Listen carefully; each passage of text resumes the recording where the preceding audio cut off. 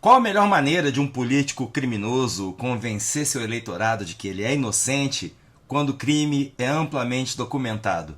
É simples, é só dizer que não é crime. Já é oficial. Filhos e apoiadores do ex-presidente sacaram uma portaria de 2018 para dizer que é ok levar para casa e vender, se quiser, milhões de reais em joias. Para a justiça, esse absurdo não muda nada, mas na política faz toda a diferença.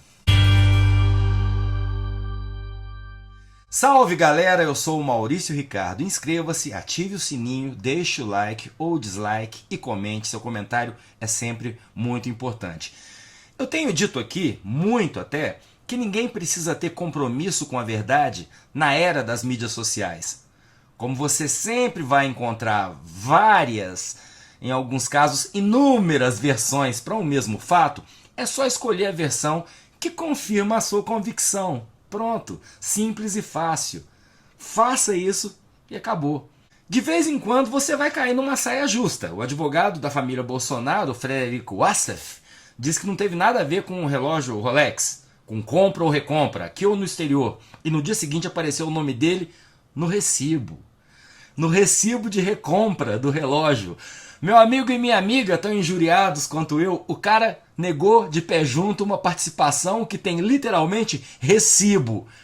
Eu disse aqui no vídeo de sábado que depois do susto inicial, o bolsonarismo já digeriu o escândalo das joias da maneira que ele sempre faz, se não puder negar que é escândalo, dizendo que os escândalos dos adversários foram maiores. Simples assim. Eu citei aqui a história dos 9 ou 11 containers de presente do Lula. Se você não assistiu, vou deixar o card.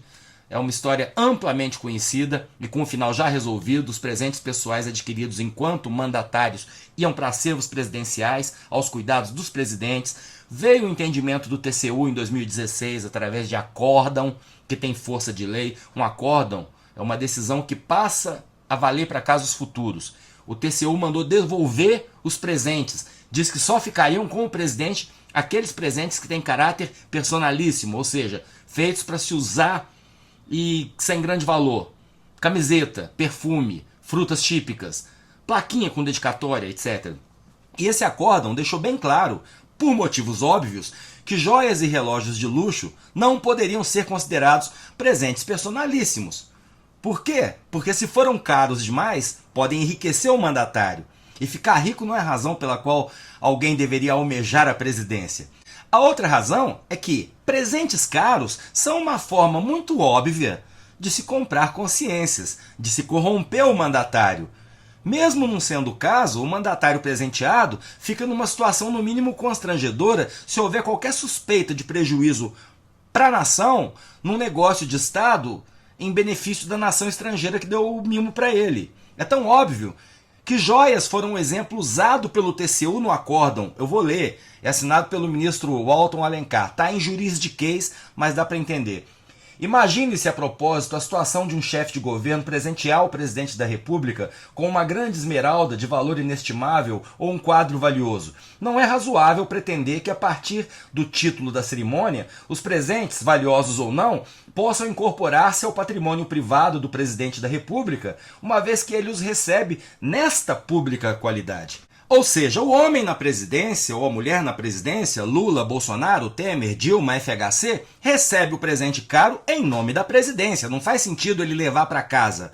Funcionário público não pode receber presente caro de alguém relacionado à função que ele exerce. Isso serve para fiscal da Receita ou para perito do INSS. Eu sei que eu soneguei, eu estou arrependido e por isso eu estou te dando esse automóvel. Obviamente, se vale para funcionário público, serve para o presidente que é funcionário público.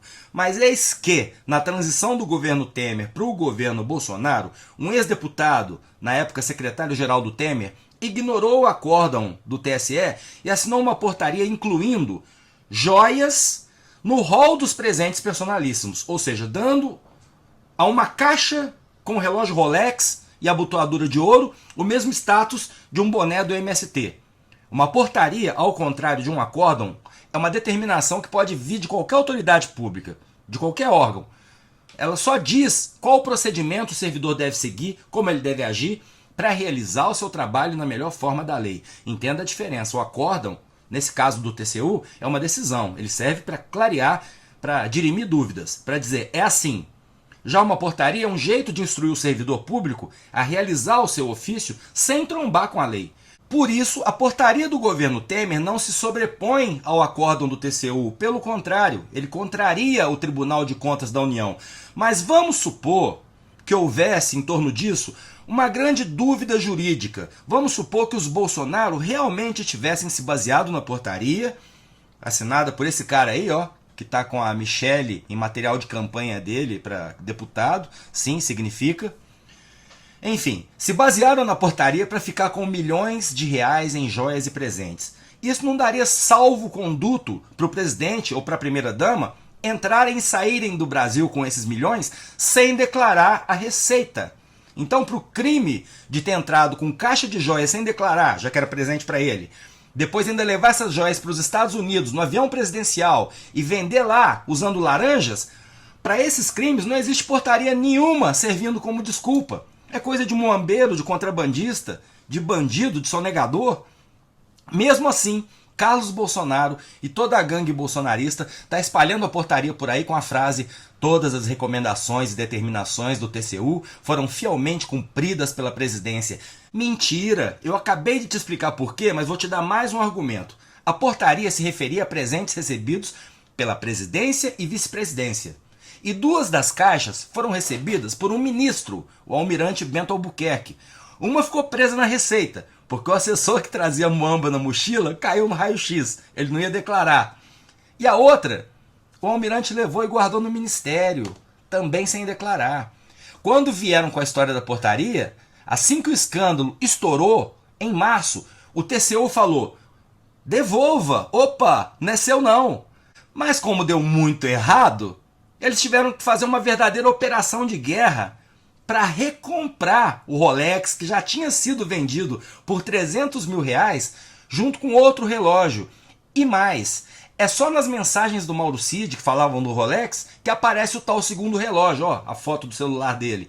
Esse segundo relógio, o Patek Philippe, não sei se a pronúncia é essa, ele sequer foi catalogado, sequer foi registrado como presente. Então, sim, desafia o bom senso, avilta a nossa inteligência. Mas foi o que eu disse sábado. Eles não estão nem aí mais pro fato da teoria ser verossímil ou não. O que vale é ter qualquer coisa para dizer, porque boa parte do eleitorado de ultradireita ou de extrema direita só precisa de um argumento, qualquer argumento, alguma coisa, para se enganar ou tentar enganar os que eles acham que são mais burros do que eles. Então, resumindo, usam uma portaria que não vale para justificar a venda de muamba que o TCU mandou devolver e que eles tanto sabiam que tinham que devolver, que em vez de se defender dizendo: não, tem uma portaria, a gente até já vendeu um Rolex catalogado que entrou e saiu sem pagar imposto, e um outro que ninguém sabia que existia, a gente achou que era nosso. Não! Eles correram para recomprar. É ridículo. Sinal dos tempos. Eu sou o Maurício Ricardo. Inscreva-se, ative o sininho, deixe o like ou dislike, seu comentário que é sempre muito importante. Lute pela democracia.